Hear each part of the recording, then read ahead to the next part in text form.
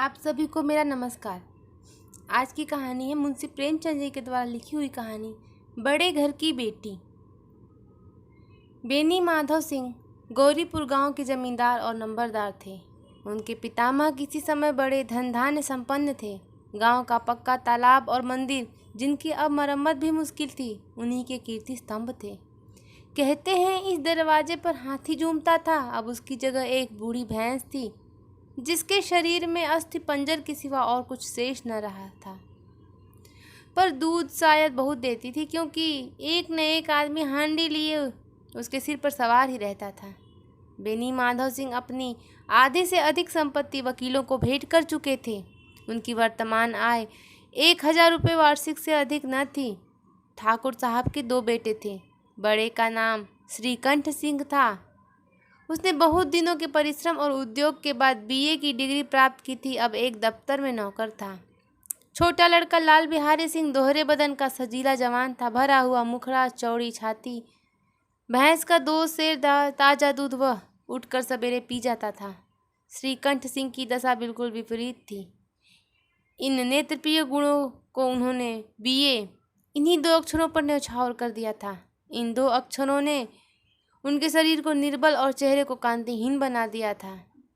इसी से वैदिक ग्रंथों पर उनका विशेष प्रेम था। आयुर्वेदिक औषधियों पर उनका अधिक विश्वास था। शाम सवेरे उनके कमरे में प्रायः खरल की सुरीली कर्ण मधुर ध्वनि सुनाई दिया करती थी। लाहौर और कलकत्ते के वैद्यों से बड़ी लिखा पढ़ी रहती थी। श्रीकंठ इस अंग्रेजी डिग्री के अधिपति होने पर भी अंग्रेजी सामाजिक प्रथाओं के विशेष प्रेमी न थे, बल्कि वह बहुधा बड़े जोर से उसकी निंदा और तिरस्कार किया करते थे। इसी से गांव में उनका बड़ा सम्मान था। दशहरे के दिनों में वह बड़े उत्साह से रामलीला में सम्मिलित होते और स्वयं किसी न किसी पात्र का पार्ट लेते थे। गौरीपुर में रामलीला के वही जन्मदाता थे। प्राचीन हिंदू सभ्यता का गुणगान उनकी धार्मिकता का प्रधान अंग था। सम्मिलित कुटुंब के तो वह एकमात्र उपासक थे। आजकल स्त्रियों को कुटुंब में मिलजुल कर रहने की अरुचि होती है। उसे वह जाति और देश दोनों के लिए हानिकारक समझते थे। यही कारण था कि गांव की ललनाएं उनकी निंदक थीं। कोई कोई तो उन्हें अपना शत्रु समझने में भी संकोच न करती थी। स्वयं उनकी पत्नी को भी इस विषय में उनसे विरोध था। यह इसलिए नहीं कि उसे अपने सास ससुर देवर या जेठ आदि से घृणा था, बल्कि उसका अपना विचार था कि यदि वह कुछ सहने और तरह देने पर भी परिवार के साथ निर्वाह न हो सके तो आए दिन कलह से जीवन को नष्ट करने की अपेक्षा यही उत्तम है कि अपनी खिचड़ी अलग पकाई जाए। आनंदी एक बड़े उच्च कुल की लड़की थी। उसके बाप एक छोटी सी रियासत के ताल्लुकदार थे। विशाल भवन, 1 हाथी, 3 कुत्ते, बाज, बहरी, शिकरे, झाड़, फानस, आर्नेरी, मजिस्ट्री और रीढ़, जो एक प्रतिष्ठित ताल्लुकेदार के भोग्य पदार्थ हैं, यहाँ सभी विद्यमान थे। नाम था भूप सिंह। बड़े उदारचित्त और प्रतिभाशाली पुरुष थे, पर दुर्भाग्य से लड़का एक भी न था। 7 लड़कियां हुई और दयोग से सब की सब जीवित रहीं। पहली उमंग में तो उन्होंने 3 ब्याह दिल खोल कर दिए, पर 15-20 हजार रुपयों का कर्ज सिर पर हो गया तो आंखें खुली, हाथ समेट लिया। आनंदी चौथी लड़की थी। वह अपनी सब बहनों से अधिक रूपवती और गुणवती थी। इससे ठाकुर भूप सिंह उसे बहुत प्यार करते थे। सुंदर संतान को कदाचित उसके माता पिता भी अधिक चाहते हैं। ठाकुर साहब बड़े धर्म संकट में थे कि इसका विवाह कहाँ करें। न तो यही चाहते थे कि ऋण का बोझ बढ़े और न ही यही स्वीकार था कि उसे अपने भाग्यहीन समझना पड़े। एक दिन श्रीकंठ उनके पास किसी चंदे का रुपया मांगने आया। शायद नागरी प्रचार का चंदा था। भूप सिंह उसके स्वभाव पर रीझ गए और धूमधाम से श्रीकंठ सिंह का आनंदी के साथ ब्याह हो गया। आनंदी अपने नए घर में आई तो यहाँ का रंग ढंग कुछ और ही देखा। जिस टीम टाम की उसकी बचपन से ही आदत पड़ी हुई थी, वह यहाँ पर नाम मात्र को भी न थे। हाथी घोड़ों का तो क्या कहना ही, कोई सजी हुई सुंदर बहली तक न थी। रेशमी स्लीपर के साथ आई थी, पर यहाँ बाग कहाँ। मकान में खिड़कियाँ तक न थी, न जमीन पर फर्श, न दीवार पर तस्वीरें। यह एक सादा देहाती गृहस्थ का मकान था, किंतु आनंदी ने थोड़े ही दिनों में अपने को इस नई अवस्था के ऐसे अनुकूल बना लिया मानो उसने विलास के सामान कभी देखे ही न थे। एक दिन दोपहर के समय लाल बिहारी सिंह 2 चिड़िया लिए हुए आया और भावच से बोला, जल्दी से पका दो, मुझे भूख लगी है। आनंदी भोजन बनाकर उसकी राह देख रही थी। अब वह नया व्यंजन बनाने बैठी। हांडी में देखा तो घी पाव भर से अधिक न था। बड़े घर की बेटी की किफायत क्या जाने। उसने सब घी मांस में डाल दिया। लाल बिहारी खाने बैठा तो दाल में घी न था। बोला, दाल में घी क्यों नहीं छोड़ा? आनंदी ने उत्तर दिया, घी सब मांस में पड़ गया। लाल बिहारी जोर से बोला, अभी परसों घी आया है, इतना जल्द उठ गया?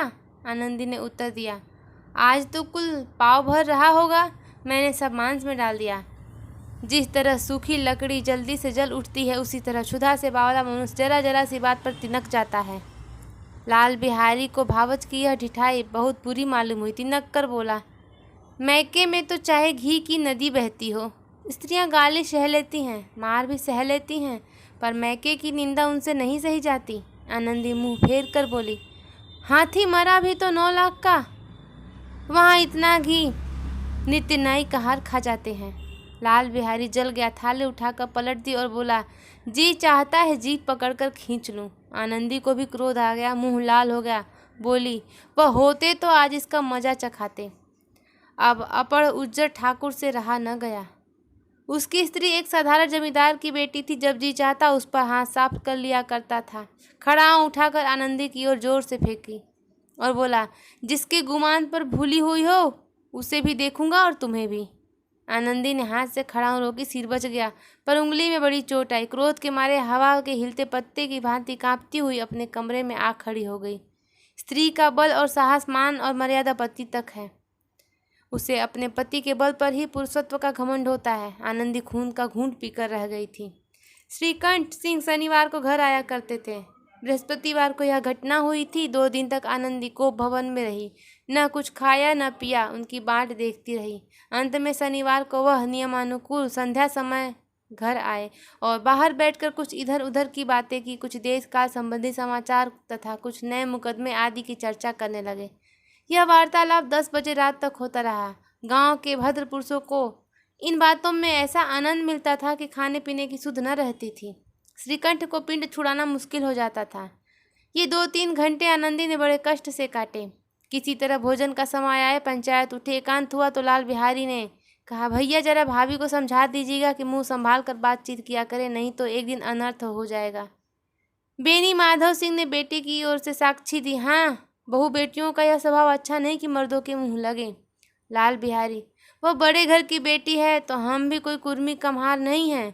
श्रीकंठ ने चिंतित स्वर में पूछा, आखिर बात क्या हुई?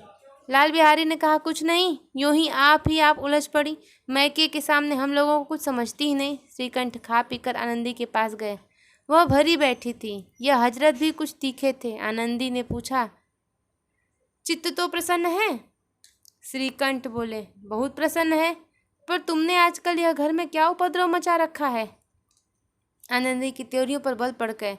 झुंझुलाहट के मारे बदन में ज्वाला सी दहक उठी। बोली, जिसने तुमसे यह आग लगाई है उसे पाऊं तो मुंह झलस दूं। श्रीकंठ, इतनी गर्मी क्यों होती है, बात तो कहो। आनंदी, क्या कहूँ, मेरे भाग्य का फेर है, नहीं तो गंवार छोकरा जिसको चपरासी गिरी करने का भी सहूर नहीं, मुझे खड़ाऊ से मार कर यूं ना करता। श्रीकंठ, सब हाल साफ साफ कहो तो मुझे मालूम हो, मुझे तो कुछ पता नहीं। आनंदी, परसों तुम्हारे लाडले भाई ने मुझसे मांस पकाने को कहा। घी हांडी में पाव भर से अधिक न था, वह सब मैंने मांस में डाल दिया। जब खाने बैठा तो कहने लगा, दाल में घी क्यों नहीं है? बस इसी पर मैके को बुरा भला कहने लगा। मुझसे न रहा गया। मैंने कहा कि वहाँ इतना घी तो नित्य नाई कहार खा जाते हैं और किसी को जान भी नहीं पड़ता। बस इतनी सी बात पर अन्यायी ने मुझ पर खड़ाऊ फेंक कर मारी। यदि हाथ से न रोक लूँ तो सिर फट जाए। उसी से पूछो, मैंने जो कुछ कहा है वह सच है या झूठ? श्रीकंठ की आंखें लाल हो गई। बोले, यहाँ तक हो गया इस छोकरी को यह साहस? आनंदी स्त्रियों के स्वभाव अनुसार रोने लगी, क्योंकि आंसू उनकी पलकों पर रहते हैं। श्रीकंठ बड़े धैर्यवान और स्तंभ पुरुष थे। उन्होंने कदाचित ही कभी क्रोध आता है।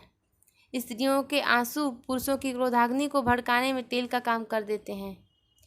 रात भर करवटें बदलते रहे।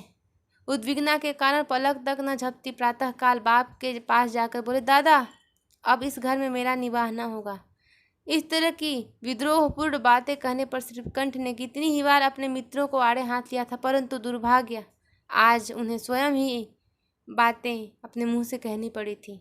दूसरों को उपदेश देना भी कितना सहज है। बेनी माधव सिंह घबरा उठे और बोले, क्यों? श्रीकंठ, इसलिए कि मुझे भी अपनी मान प्रतिष्ठा का कुछ विचार है। आपके घर में अब अन्याय और हठ का प्रकोप हो रहा है। जिनको बड़ों का आदर सम्मान करना चाहिए वे उनके सिर चढ़ते हैं। मैं दूसरे का नौकर ठहरा घर पर नहीं रहता नहीं। यहाँ मेरे पीछे स्त्री पर खड़ाऊँ और जूते की बौछारें होती हैं। कड़ी बात तक चिंता नहीं, कोई एक दो कह ले वहाँ तक मैं सह सकता हूँ, किंतु कदापि यह नहीं हो सकता कि मेरे ऊपर लात घूंसे पड़े और मैं दम न मारूं। बेनी माधव सिंह कुछ जवाब न दे सके। श्रीकंठ सदैव उनका आदर करते थे। उनके ऐसे तेवर देखकर बूढ़ा ठाकुर वाक रह गया। केवल इतना ही बोला, बेटा तुम बुद्धिमान होकर ऐसी बातें करते हो। स्त्रियां इस तरह घर का नाश कर देती हैं, उनको बहु सिर चढ़ाना अच्छा नहीं। श्रीकंठ, इतना मैं जानता हूँ, आपके आशीर्वाद से ऐसा मूर्ख नहीं हूँ। आप स्वयं जानते हैं कि मेरे ही समझाने बुझाने से इसी गांव में कई घर संभल गए, पर जिस स्त्री की मान प्रतिष्ठा का ईश्वर के दरबार में उत्तरदाता हूँ, उसके प्रति ऐसा घोर अन्याय और पशुवत व्यवहार मुझसे असह्य है। आप सच मानिए, मेरे लिए यही कुछ कम नहीं है कि लाल बिहारी को कुछ दंड देता।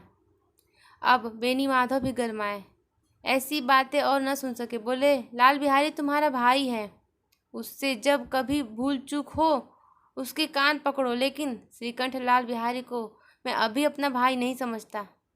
बेनी माधव सिंह, स्त्री के पीछे? श्रीकंठ, जी नहीं, उसकी क्रूरता और अविवेक के कारण।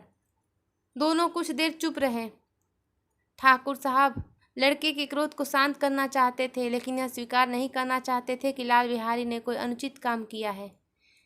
इसी बीच गांव में कई और सज्जन हुक्मचीरम के बहाने वहां आ बैठे। कई स्त्रियां भी जब यह सुना कि श्रीकंठ अपनी पत्नी के पीछे पिता से लड़ने को तैयार है तो उन्हें बड़ा हर्ष हुआ। दोनों पक्ष की मधुर वाणियां सुनने के लिए उनकी आत्माएं तिलमिलाने लगी। गांव में कुछ ऐसे कुटिल मनुष्य भी थे जो इस कुल की नीति पूर्वगति पर मन जलते थे। वे कहा करते थे, श्रीकंठ अपने बाप से दबता है इसलिए वह दब्बू है, उसने विद्या पढ़ी इसलिए वह किताबों का कीड़ा है। बेनी माधव सिंह उसकी सलाह के बिना कोई काम नहीं करते, यह उनकी मूर्खता है।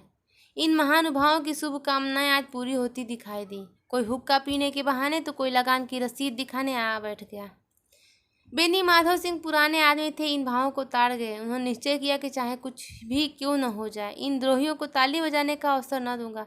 तुरंत कोमल शब्दों में बोले, बेटा मैं तुमसे बाहर नहीं हूँ, तुम्हारा जो जी चाहे करो। अब लड़के से अपराध हो गया। इलाहाबाद का अनुभव रहित झल्लाया हुआ ग्रेजुएट इस बात को समझ न सका।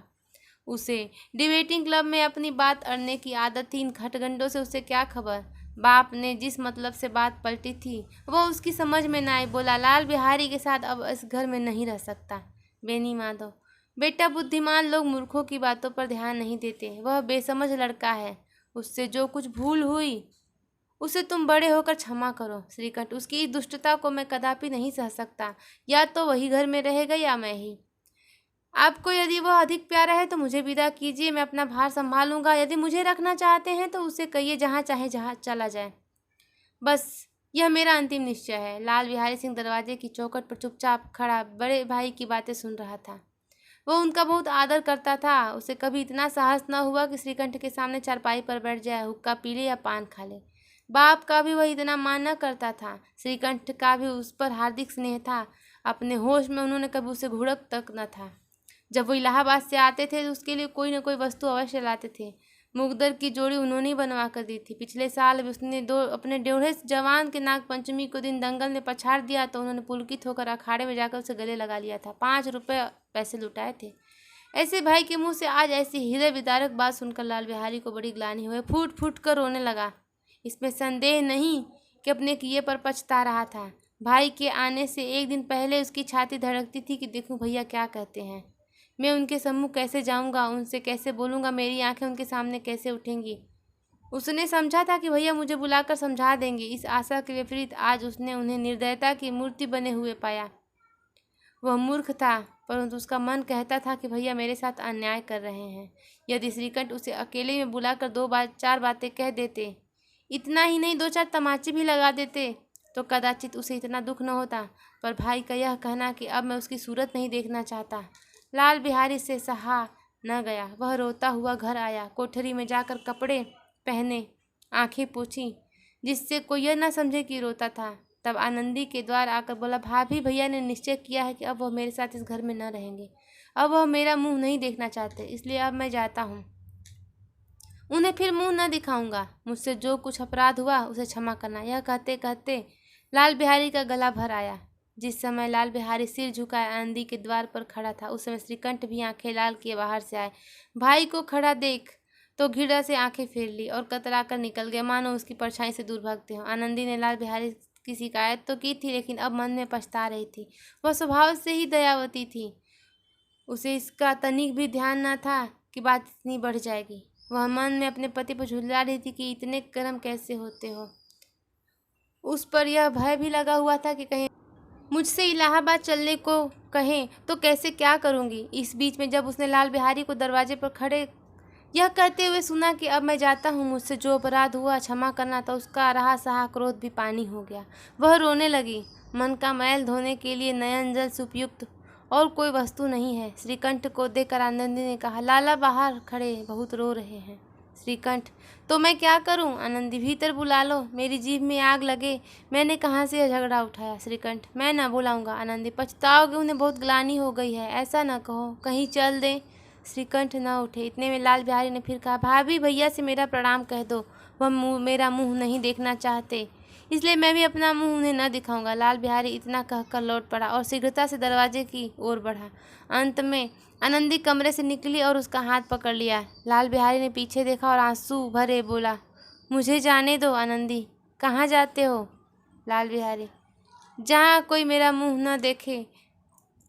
आनंदी, मैं न जाने दूंगी। लाल बिहारी, मैं तुम लोगों के साथ रहने योग्य नहीं हूँ। आनंदी, तुम्हें मेरी सौगंध, अब एक भी पग आगे न बढ़ना। लाल बिहारी, जब तक मुझे यह मालूम न हो जाए कि भैया का मन मेरी तरफ से साफ हो गया, तब तक मैं इस घर में कदापि न रहूँगा। आनंदी, मैं ईश्वर को साक्षी देकर कहती हूँ कि तुम्हारी ओर से मेरे मन में तनिक भी मैल नहीं है। अब श्रीकंठ का हृदय भी पिघला। उन्होंने बाहर आकर लाल बिहारी को गले लगा लिया। दोनों भाई खूब फूट फूट कर रोए। लाल बिहारी ने सिसकते हुए कहा, भैया अब कभी मत कहना कि तुम्हारा मुंह न देखूंगा। इसके सिवा आप जो दंड देंगे मैं सहर्ष स्वीकार करूंगा। श्रीकंठ ने कांपते हुए स्वर से कहा, लल्लू, इन बातों को बिल्कुल भूल जाओ। ईश्वर चाहेगा तो ऐसा अवसर फिर न आवेगा। बेनी माधव सिंह बाहर से आ रहे थे। दोनों भाइयों को गले मिलते देखकर आनंद से पुलकित हो गए। बोल उठे, बड़े घर की बेटियां ऐसी ही होती हैं, बिगड़ता हुआ काम बना लेती हैं। गांव में जिसने भी यह वृतांत सुना, उसी ने इन शब्दों में आनंदी की उदारता को सराहा। बड़े घर की बेटियां ऐसी ही होती हैं। मुंशी प्रेमचंद की लिखी हुई कहानी बड़े घर की बेटी समाप्त हुई। आपको ये कहानी कैसी लगी, ज़रूर बताइएगा।